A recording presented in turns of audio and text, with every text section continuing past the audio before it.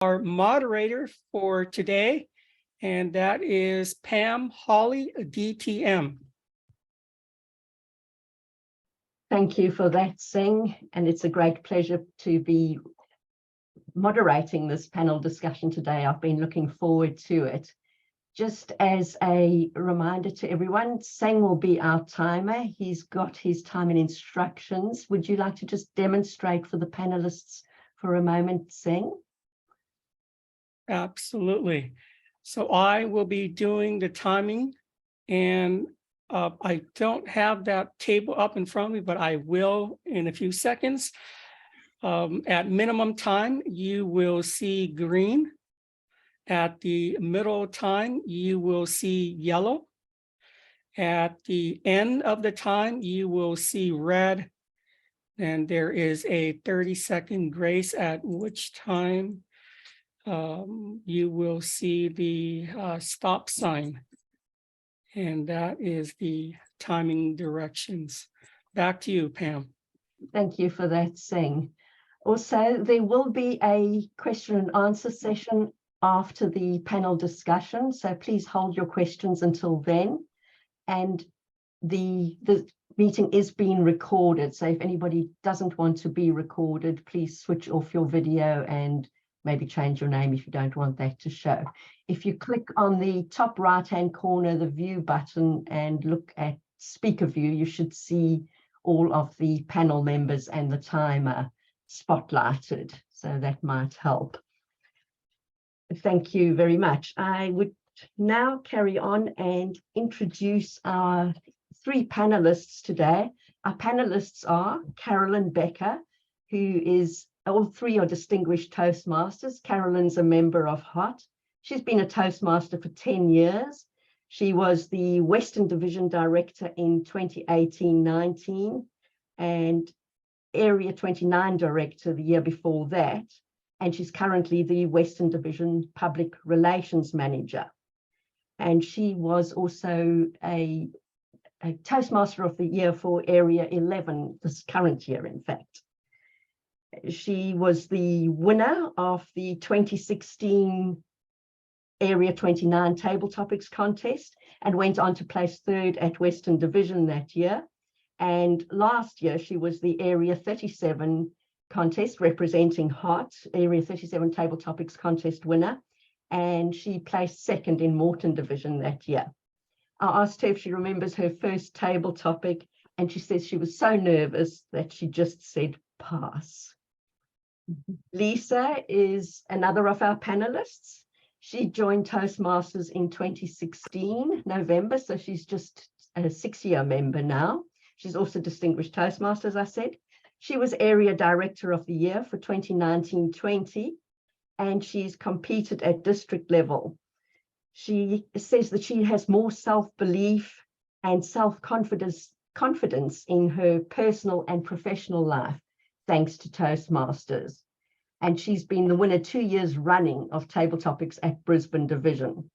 She doesn't remember her first Table Topics question, but she does remember also being very nervous and not being able to speak long enough to see that green light. Our third panelist is Robert Green. He, according to my records, joined Toastmasters in 2000, but apparently it was in 1994, which apparently was back in the dinosaur ages before computers had even been invented. He is also distinguished Toastmaster. He's currently our District 69 Immediate Past District Director. So he's been on District Council for some years. He was Division Director of the Year in 2019-20, and he's also competed at division level in table topics. He also doesn't remember his first table topic, but he does remember that he was awarded a certificate at that particular meeting. So please give our panelists a warm round of applause. Thank you. We'll now get on to the actual panel discussion. Now, first of all, we're going to cover a few items. And the first question I would like to ask is to consider is the actual value of table topics. So I'll ask Carolyn to start off with that and tell us a bit about what, why do we do table topics? What is the value?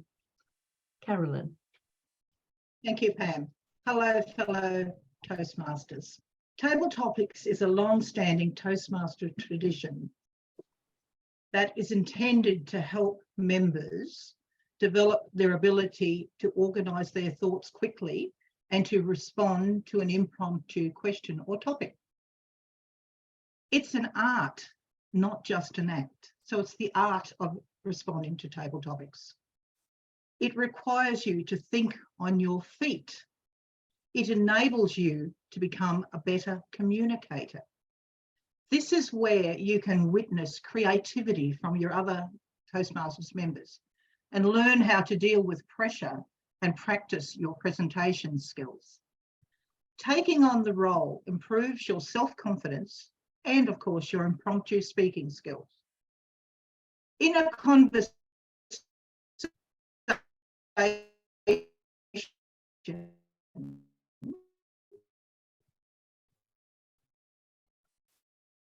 you can think of table topics that you're having a conversation with one or more people, friends and work colleagues.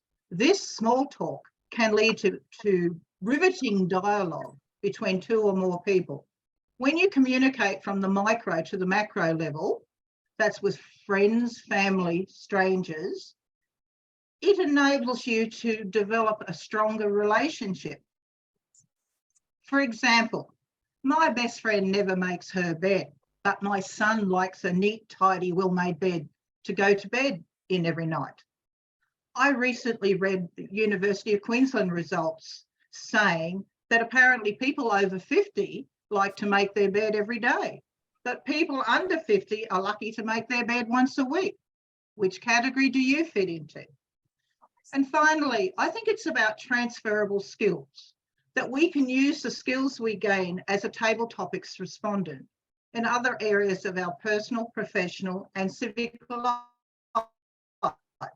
We can inform, we can persuade, we can entertain, we can motivate, we can inspire, but we can also commemorate a person, an occasion or an event.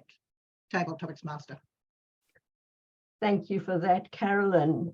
Robert, is there anything you'd like to add to the value of table topics? Certainly, Pam. I think one of the key things for us to look at when we look at the table topic session is, why do people join Toastmasters? One of the common reasons that people join Toastmasters is to enhance their career or develop professional skills to apply out in the workplace. And table topics is a fertile ground for developing these skills. Working with some of our corporates that sponsor Toastmasters clubs, impromptu speaking is often what they're really looking for from their employees being involved in their clubs. How many of us have seen that meme about a meeting that should have been an email? It's about the fact that the communication isn't adding value, and table topics helps us do that. Table topics enables you to communicate with clarity, with confidence, and with credibility, to eliminate your verbal fillers and tangents from your responses, and to understand others better by listening, not just to hear what is being said, but to understand, so that what you're responding at is actually answering the questions. Imagine for a moment, ladies and gentlemen, you're in a meeting in your workplace, you're the leader of a project, and your boss comes in and says, what is the status of the project? Your boss, not unreasonably, expects you to be able to answer that. They expect you to be able to answer it with confidence, clearly, and with credibility. And that's one of the values of table topics, delivering that outcome. Back to you, Pam. Thank you, Robert. And I love the word you used there, imagine. Just starting a table topic with that is fabulous. Lisa, is there anything you'd like to add to the value of table topics, please? Thank you, Pam. And hello, everyone.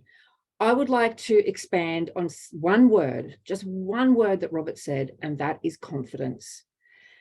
Table topics can give you and your new members confidence. And the reason I say this is I had a member who was scared. I mean, really, really scared to be able to get up in front of everyone and say a 4 to 5 minute icebreaker. She's like, I've never been in front of an audience before. I'm scared. So the suggestion I gave her was become a Table Topics participant. All you have to do is 2 minutes. And she did that 2 or 3 times and came back to me and said, thank you. I now have the confidence to be able to stand up in front of my club, in front of my members, and give an icebreaker. So for any new member looking for that confidence, looking to break through that nervousness that everybody has when they join Toastmasters, Table Topics is one of the best ways to impart confidence into someone. And the other thing is too, a conversation. It doesn't have to be to the structure. It doesn't have to be everything that you expect it to be. It just has to encourage them to be able to get up in front of their fellow Toastmasters and break through that nervousness and get the confidence. Thanks, Pam. Thank you, Lisa. So we've had the responses saying really that there's value, both family and friends in the community, in Toastmasters, and also out in the business world, in the career section of our life. So value all around. Fantastic. Let's move on now to the preparation of Table Topics. Now, Mark Twain famously said, it usually takes me at least 3 weeks to prepare a good impromptu speech. Is there anything in preparing for Table Topics? Can we do that? Let's start this time with Lisa. Lisa. Thank you, Pam. When I very first did my first competition of Table Topics, the nerves were there. It was different to what I did in club. In club, you've only got your fellow members, and it doesn't matter if you make a mistake. But when you start going into that competition level, it gets scary. And I started doing all the techniques that I could possibly think of to make myself a better participant, a better competitor. The second time I competed in Table Topics, I threw all of that out the window. And the reason I did is because I needed my mind to be clear. Table Topics is about being in that zone, shutting everything out and being calm. Now, if that means listening to your favorite music, meditating, whatever it is, to actually just calm your nerves and go into the table topic, even at club level, go into it with a fresh mind, a clear mind. But think about things that you might be able to use, your arsenal, your favorite hobby, your favorite food, your favorite weather, your favorite place you've been, your favorite book, anything of those that are your favorite, and then think of the opposite. What is your least favorite? And the reason is, quite a lot of times when we get a table topic, it's what's your favorite X or what's your least favorite X. So actually having those in your mind, you don't have to really think about it. It's there. It's you. It's your personal story. And I think for me, making table topics personal is a strength that I've now been able to gain and been able to draw on, and is possibly why I currently do quite well in table topics, and I actually enjoy it, as opposed to when I first started doing table topics. So have a fallback of what is your favorite trip, hobby, animal, whatever it might be, your personal story. What is it about you that you can then use? And lastly, being able to clear your mind and stay calm and just take on whatever comes your way. Okay. Thank you, Lisa. If only that calmness would stay in my head. Carolyn, I'm sure you can add some more preparation points for us. Have you got anything you would like to add? Thank you, Pam. I thoroughly agree with Lisa. It is different when you get up in a competition, particularly in front of people you don't know very well.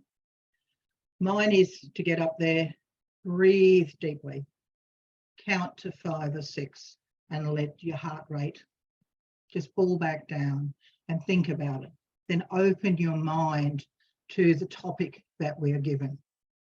People think that responding to table topics is impromptu, that it's in ad hoc, but there are things that you can do to prepare. You should always go into every competition, even every club meeting, with a few ideas in mind, maybe some scenarios. One of the ones I did earlier on was when I got a terrible table topics was, oh, Mr. Table Topics Master, how do you expect me to answer that? What an exciting, interesting topic. It bought me time. It bought me time to actually think about my answer. In the later times, I've realised when you're at a club meeting that there's usually a theme. So if you know what the theme of your club meeting is, you can come up with 2, maybe 3 scenarios that you can adapt to most topics that you will be given by the Table Topics Master. That is, of course, if they stick to theme, sometimes they don't. So that helps you to organise those thoughts and everything, and it makes it easier. When the question arises, you can fit your answer into that framework. And another one I always think is prepare 3 maybe generic responses. Might be about something you did this day, or it might be something that happened at work, or it might be an argument with a husband, and how you can use that to fit into the table topics that you have been given. You'd be surprised. But my biggest point, I think, is actively listen. Be prepared when you get up to that lectern to listen, take a breath, and then know how you're going to respond. Pam. Thank you for that, Carolyn. Wonderful suggestions there. Robert, is there anything more that you can do to prepare for table topics? Or has it all been covered? There's certainly a couple of things that I do, Pam. One of my encouragement to each and every one of you is to read and read voraciously. Know your quotes and have a store of interesting stories. Your interesting stories will be different to mine. I've got a passion for mythology, so you'll often hear me talking about Atlas carrying the weight of the world or flying too close to the sun. It might not sound like that is relevant to the table topic, but sometimes you'll be surprised how often I can manage to incorporate Greek mythology into a whole variety of different topics. So reading voraciously is certainly one strategy. Be aware of current affairs, because many table topics masters and people that are setting the questions for table topics will set topics from the news of the day. Also, if you're taking table topics out of the club and into the workplace or into a community group, it gives you something where you can respond with confidence to that social chitter-chatter. For those of you that aren't people, that don't necessarily feel comfortable peopling, knowing the current stories and being able to answer or respond or have an opinion about something it helps overcome that nervousness. And if you don't know a lot about the topic, flip it around and ask the person that you're engaging in the conversation with and make that conversation a two-way street. Understand who you're talking to and tailor your response around their needs and their interests. Everybody wants to think that they are interesting. So if, for example, you're talking to a group of Toastmasters, you might want to set your theme of your response around the value of self-development, the importance of communication and listening, the value of helping others. They're things that you know your audience is going to be interested in. Paint a picture. Think of adjectives that you can use that add impact. And the last thing is to look for word tricks to build your response around. For there are many different word tricks that can be found. Sometimes they're just lying on the ground, but word tricks can help your response sound in terms of sound. and never forget the impact of 3. Back to you, Pam. Thank you for that, Robert. Word tricks sounds like something we could have a whole panel discussion on it sometime in the future as well. Interesting topic there. And yes, it does seem there are a lot of different ways that we can prepare for table topics. So thank you to all of you for that. Now let's move on to the meat of the table topics, strategies. Are there strategies that you recommend or use for answering topics? And Robert, you've just spoken, but would you like to start us off on this one? Certainly, I can do that, Pam. When I think of strategies, I think the most important thing to remember with a table topic is that it is a mini speech.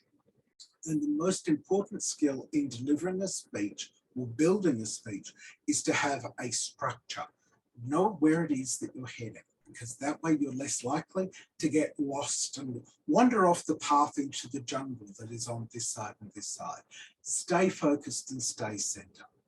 Some of the structures that I use are to have a chronological structure.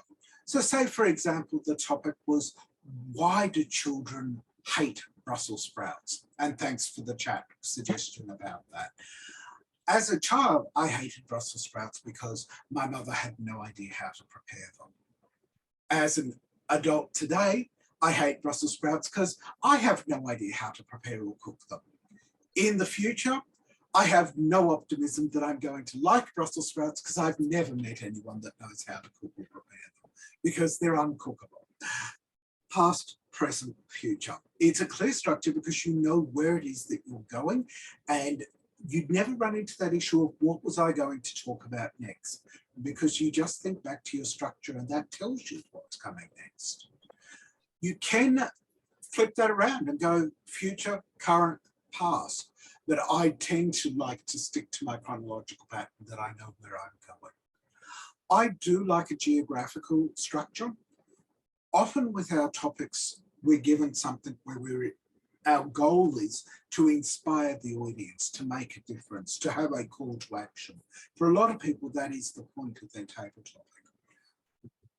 It always reminds me of that saying, I started off wanting to change the world, then I decided to change the country, then I decided to change my city, then I tried to change the people around me, and in the end, I decided that I had to change me. And that's where all good change starts, because it's only when you change yourself and change a small group of people are committed to changing the world. That's what makes a change of the world happen. Use that as your structure. So how do you feel about a topic? How should the people around you feel about the topic? How should society feel about the topic? So that's a geographic response. I also encourage you to listen for keywords, particularly if you've got a long or quite convoluted topic. This can help you understand what it is that the speaker is actually asking. Sometimes when we're given table topics, the table topics masters with the very best intent in the world will say something like, can you please tell me about your favorite vegetable? Why is it your favorite vegetable? How do you like it prepared? When was the time that you had it really well prepared? Where were you at the time and how did you feel about it at the time? And you're just going, oh, okay, the topic is favorite vegetable. All the rest of that was lovely. It was clutter. And often when we're asked in a workplace to respond to a table topic or respond to a question from our managers, we will often have managers that want to make it seem like they know everything about what's going on and that they're very well informed and that they're very in touch with their workplaces. So they'll add a lot of waffle around the actual question that they're asking. So listening to the keyword, whether it's in table topics or in the workplace, can form a very good place to start in terms of your presentation. Politicians are often asked to respond to questions that they do not want to answer. Has anybody noticed that?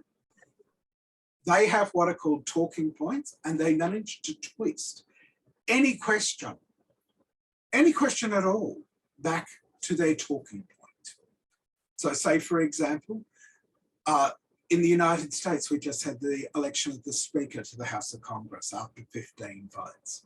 The talking point is, it's wonderful that Congress has come together to elect a Speaker. but it took them 14 unsuccessful votes. But we've now got a speaker, and the whole House has come together to unite behind the speaker, and we're moving forward together. But you're incredibly divided. No, we're not. We've come together. We've now got a speaker and we're moving forward. Sometimes you will need to twist the topic. You might be given a topic about something about which you know nothing about. So say, for example, and again, I'll go back to the chat. I'm given a topic about West Virginia. About all I could talk about with any authority in terms of West Virginia is the fact that John Denver sang a song about it. So my response is going to be about country music. Is that in any way relevant to West Virginia? Very, very tangentially, but I've at least been able to come up with something as an answer. So what would I suggest in terms of my suggestion for responses? Absolutely have a structure. Make sure that you think about how you're going to build your answer so that you know where it is that you're heading. That could be using the past, the present, and the future to make sure that you stay on the path that you're going at, particularly if you know that you're someone that's prone to tangents. If you feel that the topic is appropriate to really get out there and inspire your audience, a geographical response might be the way to go about it. If the topic is one that has involved a lot of waffle, just identify one or two keywords and try to part the waffle, pick the gem, and just follow that path along. And if all else fails, aspire to be a politician. Come back to your talking points. And if you're not sure what your audience wants to hear, argue both sides. That's a very good question. And I can see that these people would think this and these people would think that, and they both have a point. I'll leave it up to you to decide which of my four structures is the one that works for you. Back to you, Pam. Thank you for that, Robert, and for your excellent demonstration of using current affairs and current items shown in chat. Well done on that. Very apt qualities for a table topics person to be able to apply. Lisa, do you have any strategies that you like to apply when table topics are posed to you? Yes, thank you for that, Pam. And the one thing that I can say is probably one of the most powerful tools that you can possibly have is the power of the pause. The power of the pause can be done in two different ways. Firstly, you get asked the question. You're racking your brain for these different techniques that Robert's just told us, and you can't think of anything. Take that 5 seconds and just pause, think, find that key word, find that strategy you want to use, and then go into your little mini speech. Alternatively, if you've got something that you really want to impart, use pause throughout your speech. Because the one thing that will do is it will highlight what you're saying. It will engage the audience because they are sitting on the edge of their seat waiting for the very next word you're going to say. And also, it'll use up that 2 minutes. So if you're one of these people that you can't speak for 2 minutes because you're there in fear, use the pause as your personal power. Secondly, framing the question. So framing the question could be something along the lines of, give us your most memorable milestone.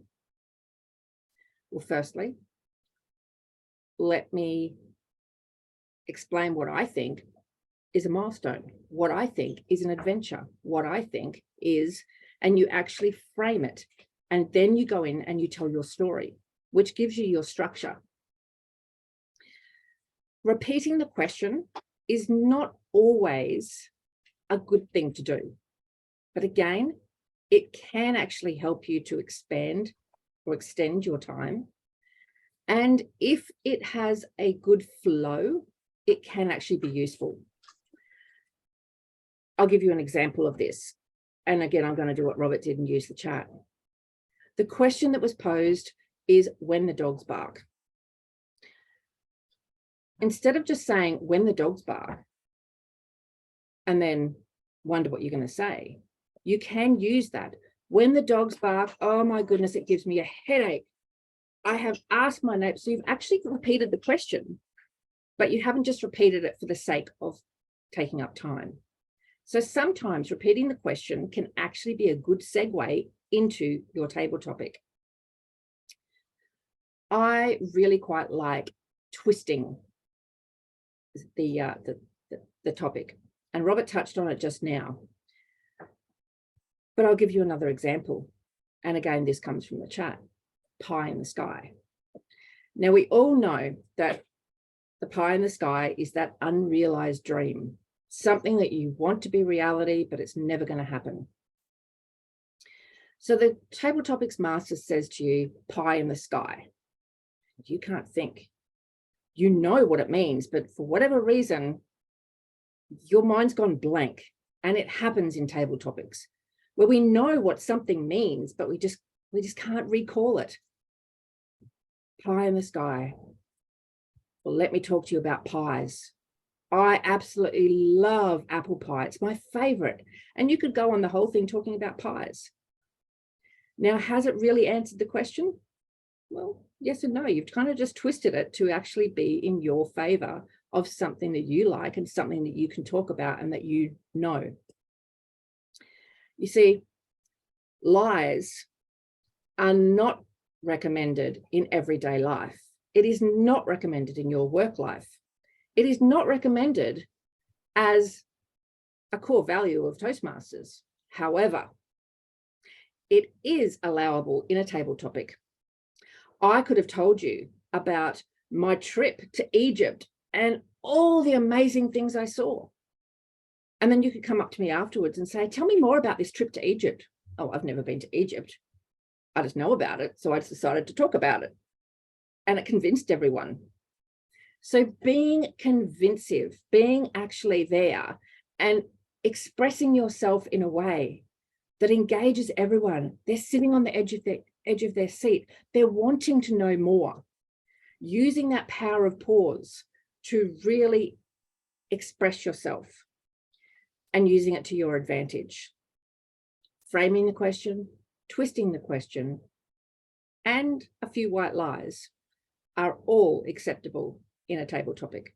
Thanks, Pam.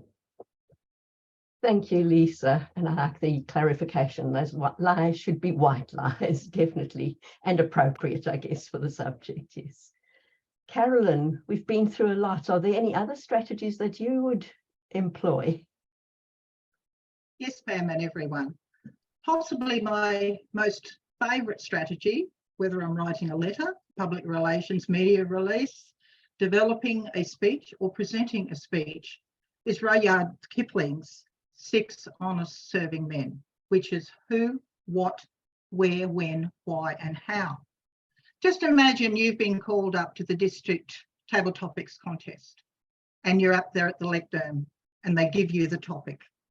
Tell us about your neighbours. Well, using the 6 honest serving men, the who could be the Becker farmers. What could be our bull? Where could be near the dam? When could be yesterday? Why he broke through the fence into the neighbour's lucerne crop? And then how? Going to get the cattle dogs, and it's a little bit of quick talking to resolve that. And then you could build that into a story and end with maybe a call to action, how you're going to fix the fence, how you're going to maintain that relationship. And finally, be nice to your neighbours. I use that one a lot because I find it so easy to use. Another one is what we call the light bulb method, which is a problem and a solution. Unfortunately, our problem was our bull ate the neighbour's lucerne. And how were we going to address that? when I made that statement, I could talk about why the cause, the neighbour hadn't fixed his fence, or we had been slack and hadn't fixed our fence, or the flooded creek had taken the fence away. Then you could come up with a variety of solutions involving maybe a bit of dialogue between you and the farmer, and ending with a call to action, what you're going to do. Let's sit down and discuss this and see how we can fix these fences so we all have better relations. And another one that I really like is have an opinion. We all have opinions, don't we? You know, sometimes our opinions aren't always asked for, but we do have opinion because that comes from different life experiences and different values and philosophies. So initially, if you're asked something about give an opinion, do you like your neighbour? And you could say, no, I don't like my neighbour, and then say why and come up with a story. But there's another way you can do that. It's called the pendulum method, where you can swing to both sides of the argument when you feel both sides of the argument have merit. So you talk about one side of the argument, you'd state your position, you might give an example or a story. Then you'd swing to the other side of the argument. You might say, on the other hand, I feel the neighbour was aggrieved when he lost a $10,000 loosened crop. And then you would talk about that. Then you would, at the end, when you conclude, you would talk about, in conclusion, having weighed both sides of the argument, I agree with position A more than position B, but I understand why my neighbour is cranky.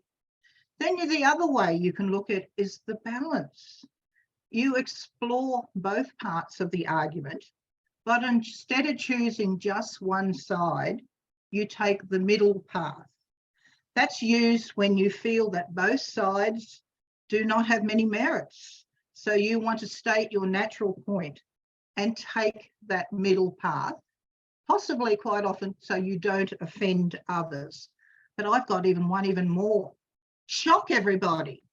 Say you disagree with both sides of the argument and tell them why. Tell them why naughty farmers, get on with it and start agreeing because you're in this together.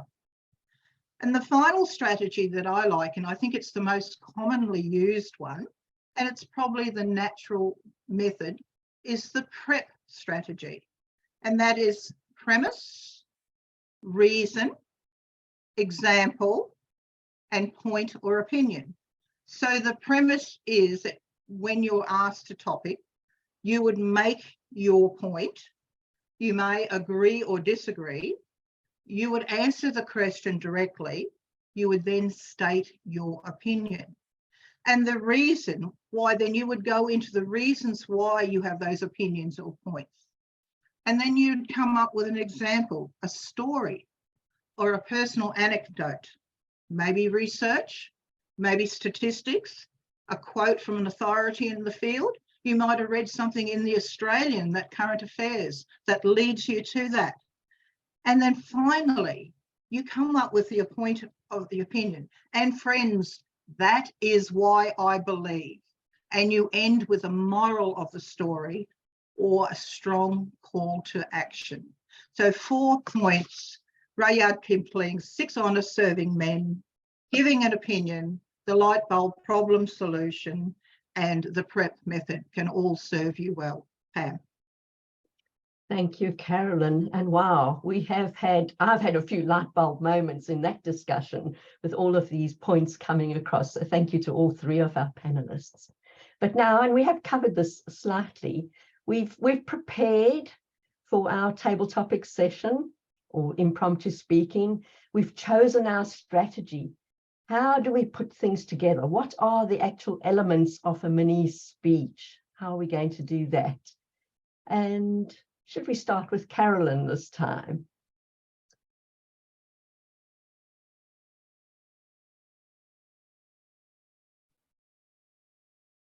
Okay, Pam, you're talking about giving an example? Well, just the elements of a mini speech.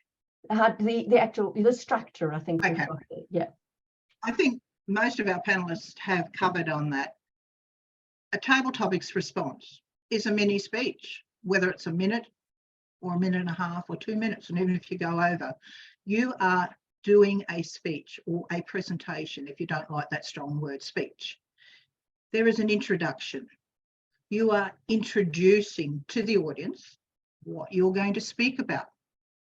And then you have the body, and no more than 3 points, but possibly only 2 with table topics with the limited time.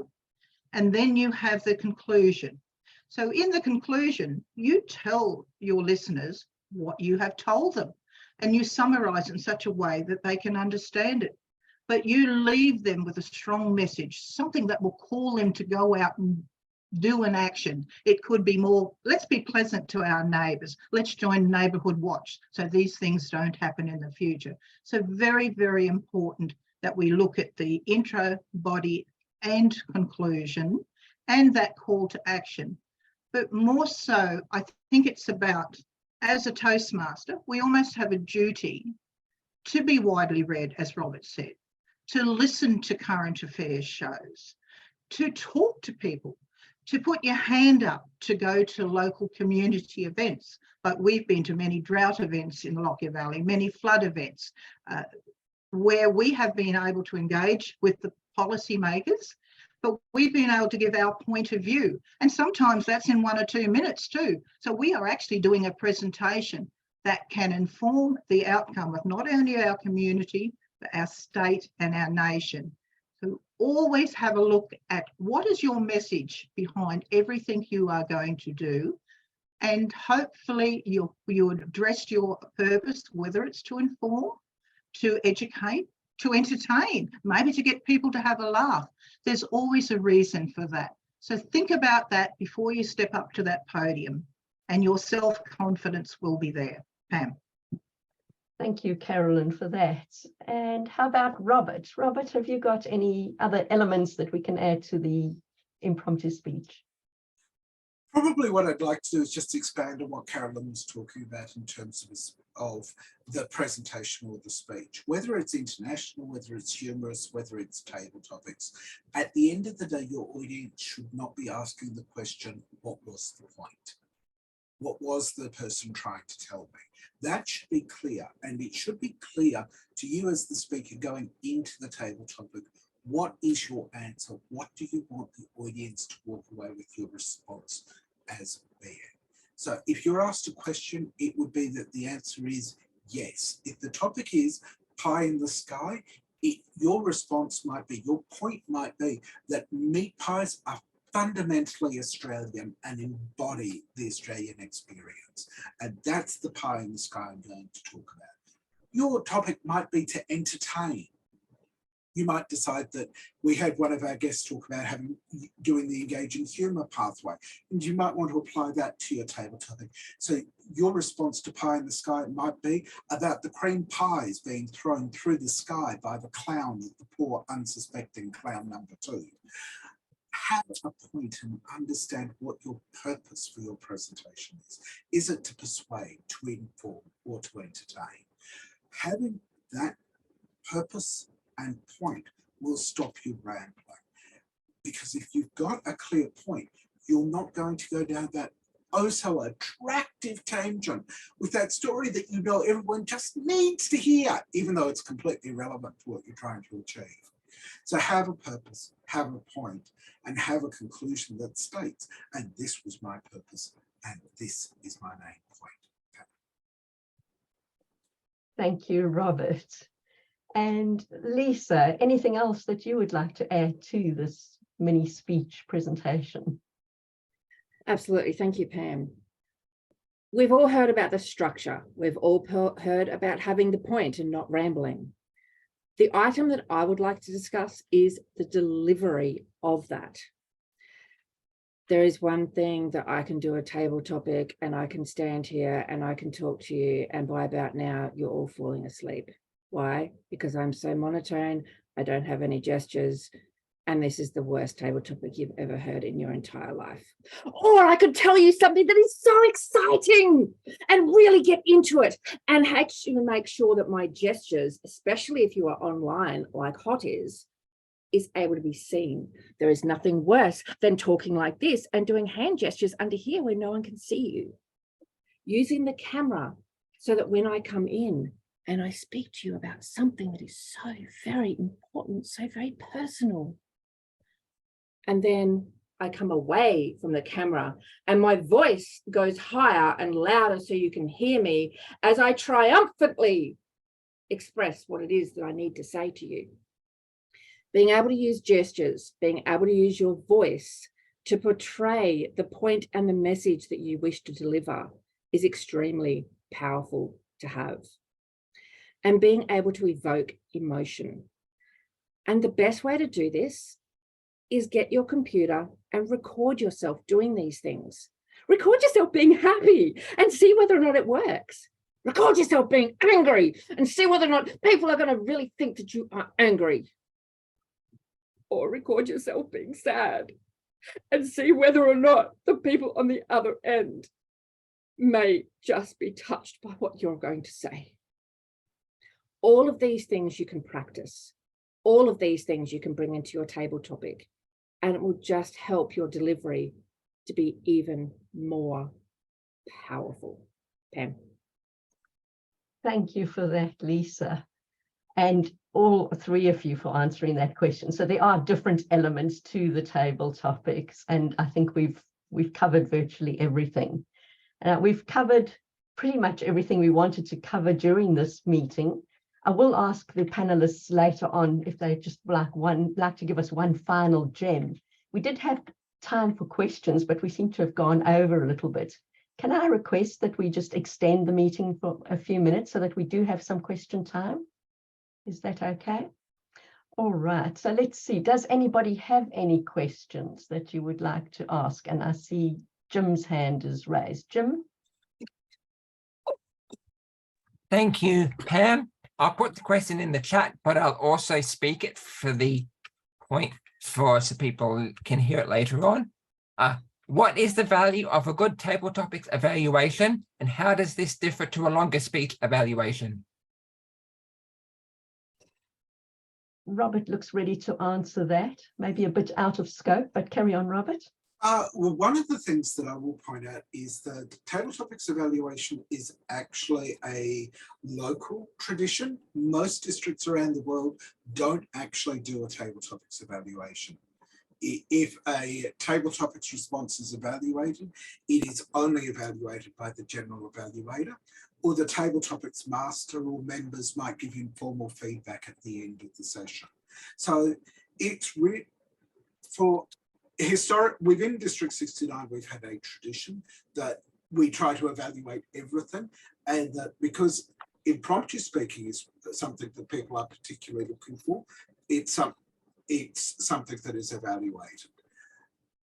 What you do need to be aware of in evaluating a table topic is that you're evaluating 5-6 responses in 3 to 5 minutes. You don't have time to do the analytical work that you would in a more thorough responding to a speech where you've got 3 minutes to evaluate a 7-minute presentation.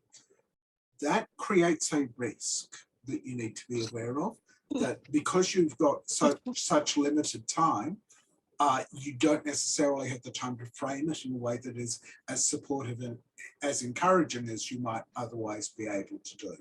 And particularly if you've got a new member and you're just picking up one positive and one point for improvement, without that coaching around it, it can be dangerous. That being said, I always think that it's important that people get feedback as to whether that happens in a short segment in a club meeting or through taking the time to do a one-on-one conversation afterwards. That's really a judgment call, and it varies according to the culture of the club. There really is no one way to do it, but there's some of the factors that would be different in terms of delivering a table topics evaluation to an evaluation for a speech. Thank you, Robert, for that. Charmaine, I see you have a question. Would you like to ask yours? Yeah, I've got 3 questions, Pam. The first one is for Carolyn. I can stumble on some table topic subjects and speak rubbish. How do I fix that? Is my first question. Well, let's deal with second- that one then. Let's deal with that one Okay. first. Okay. Carolyn, would you like to respond to that one for Charmaine? Thank you, Pam. Thanks for the topic, Charmaine. Yes, from time to time, we will get topics that we think we either don't know anything about, or we are challenged by, or you think, what the heck, where did that come from? It's a little bit of rubbish. But if you look at all the strategies that were given to you today, and I'm sure all my fellow panelists would be happy to point you in the direction of where you can find those strategies online, that they will help you. Right. And my suggestion is to know 2, 3 or 4 good strategies, like the 6 honest men one, the who, what, where, when, how, and why. And then you can put that to it. And there's nothing wrong with upfront saying, I don't know much about this topic, but I know about this. Then you can bring it, and as the twisting part, you can bring it around, because after all, it's not about us answering the topic per se, it's how we're presenting to the audience and what message we want to get across, Charmaine. So do your research, listen to excellent table topic speakers and see how they do it. And yes, we will get some terrible topics, but that's par for the course. Thank you, Carolyn. Okay. Okay. My second question is for Robert. Sometimes the table topics can be way too long and I miss parts of the topic and you can ramble on. Again, how do you combat that? Robert? Thanks, Charmaine. Just being aware of time, I'll give a very quick answer to that, and that is to listen for a keyword. I gave the example previously of the vegetables and how they were prepared, etc. Vegetable was the keyword in that long topic. So listen out to that keyword. Okay. My last question obviously is for Lisa. And when I did my first table topic for police headquarters, when I was a member, that was my first topic of pie in the sky. And I went blank and I didn't know what it meant. I didn't have any idea. How do you combat that sort of situation? Lisa. Thanks for the question, Charmaine. And I think, again, as Robert said, it's those keywords, but it's also the twisting. So a pie in the sky, you think, what does it even mean? Take that one word, pie. I know about pies. I can talk about pies. Right. It could be something where, tell us about somewhere you've journeyed, somewhere you've been on an adventure. And you think, well, I don't go on adventures. I've been born and bred in my hometown. I've never been anywhere. I've never done anything. So you think and you say things like, I've never been anywhere, but this is where I'd like to go. And then you can actually expand on that. So I guess the thing is even just taking one word of that whole entire thing and twisting it around to something of your strengths. Thanks. Thank you, Lisa. Any other questions? Sing's got one. Sing. My questions is related to table topics contest. And I know Carolyn has addressed a few things about it, such as being calm and deep breaths. Is there certain things you do when you're in a breakout room or you're isolated by yourself? Is there a routine that you do before you're called out to speak? So what's your routine before you're being called out to speak? Lisa's going to answer that. Thank you, Lisa. I think for me, the one thing I find is you've got the first table topic contestant and they're in the room and the rest of you leave and go out. I find for me, I separate myself from them because they're talking about stuff and they're, hey, how are you? And what have you been doing? And it's just noise in your head. For me personally, I separate myself from that and I actually almost go into like a Zen state and clear my mind.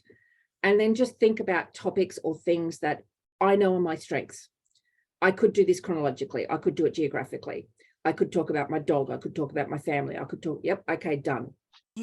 And you actually just try and take those deep breaths, as Caroline was saying, calm yourself, get into that mode of like, I'm ready for anything being thrown at me. Whereas if you've got noise in your head, you can't really focus on the question. Thanks. Thank you, Hey, Lisa. Pam, I've got one more question. Hang on, I was Shona. in a, If Michelle had a question. Michelle? Is Michelle? oh, sorry. Caroline was going to answer that question too. Thank you. It wasn't really about that. I was just going to try and answer something to Charmaine, but I'm typing it in the chat. So thank you. Okay, sorry. Carolyn, you wanted to contribute there? Yes, just about when you're waiting outside the room to compete. I usually like the pleasantries. I think it's acknowledging your competitors is nice, having a few words, but then shut yourself off, move to a corner of the room or something, and then in your mind, going over a few scenarios, maybe a few things that you've read recently. So in a way, trying to preempt maybe what you could be asked, and even coming up with those few planned opening statements that can buy you time. But the big one is keep the smile on the face, and when you get up to the lectern, before you even breathe, smile at everybody. And I think that's a very important response. That smile actually does contribute to the confidence that's conveyed. Shirini, you've got a question there. And this might have to be the last one. We might stay on afterwards if anybody else has got any extra questions. Shirini? Hello, Carolyn, Lisa, and Robert. My question is, I listened to your advice, and it is mostly read. And my question is, what was the latest book that you have read so far that you would recommend to Toastmasters? Thank you. Who would like to respond to that one? Well, the book that I've finished this morning is Mythos by Stephen Fry. But I've already mentioned the fact that Greek and Norse mythology is an area of interest for me. But I certainly know Barbara Nielsen, who's got a long history with Toastmasters, is a huge fan of Stephen Senek and Start With Why. And that is a book that she will often refer to in terms of her table topics responses. I know of another Toastmaster who's very fond of Shakespeare and Shakespearean quotes that so influence our language and culture today. A lot of those cultures and idioms that we use in English come from Shakespeare. So I don't think that there's a specific genre. I've just given you an example of fiction, non-fiction, contemporary, historic. There's I come back to, I don't think there's one answer, but there's a whole variety of different topics, different reading things that would work. And I guess that's also the personal preference. But I'd like to thank everyone for being here today. And before we finish off the actual panel, I would like the panelists each to give us their one favorite gem, either something they've mentioned today or something different. Your favorite table topics gem. And let's start with Robert. One of the things that I'm still passionate about with Toastmasters is the fact that Toastmasters gives us an opportunity to learn and understand where other people are coming from. And table topics is an excellent tool to discover more about somebody's past, somebody's background, somebody's values, what makes them tick. And as somebody that's got an interest in seeing how other people develop and grow and where people have come from and where they're going to and finding out their stories, Table Topics provides us with a great opportunity. It's an opportunity for you to, you might think that the story about how you grew up and you grew up on a farm and the farm raised chickens and the chickens used to peck you is incredibly boring because it's your lived experience. But to somebody that's a city mouse, that might be really interesting. Likewise, to somebody that's grown up in a regional area, finding out about catching a subway or working out how a go-kart works when that sort of public transport's never been an option for them is something that they have an interest in. don't sell your experiences short. You have a lifetime worth of stories and experiences to share, and Table Topics gives you the opportunity to do that. Back to you, Pam. Thank you, Robert. Lisa, a gem from you, please. I think the biggest piece of advice I can give to you all here today is have fun with it. Table Topics is not something to be scared of. It's something to embrace. It's something that you can just get up there and just have fun with it. And it doesn't matter if you sit down and think, oh, I should have answered it this way, or I should have answered it that way. Or you hear someone else answering a question, go, oh, why didn't I say that? It's a learning experience. And you know what? If you hear someone go up and give a table topic that you wish you could have given, next time you've got that opportunity. So have fun with it and learn from it and allow it to be able to improve your self-confidence, your communication skills, and your leadership skills. After all, that's why we're all here. So enjoy it. Have fun with it. Thanks, Pam. Thank you, Lisa. And yes, how many of us think of the ideal response as we sit down after giving our not so good a response? Carolyn, a gem from you, please. Thank you, Pam. As a mentor to many new Toastmasters over the years, I always say to them, speak about what you know and speak from the heart. When you speak about what you know, it comes naturally. And when you speak from the heart, your passion shows through and you're bringing that emotion in. You're getting those people wrapped in your story, so to speak. But a final thing is I learned, because being quite a verbose speaker, I don't sometimes know how to stop.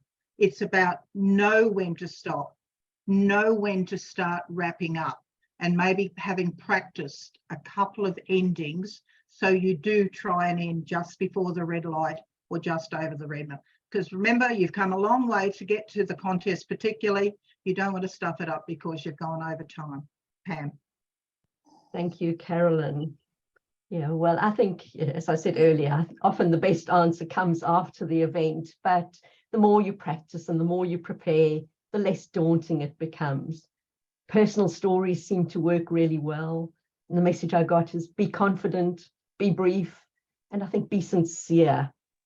I'd like to encourage everyone to make the most of every opportunity they get to participate in Table Topics. I thank everyone for attending today. And in particular, I ask those of you who are attending to join me in giving another warm round of thanks to our three panelists, Robert Green, Carolyn Becker, and Lisa Dodis. Thank you.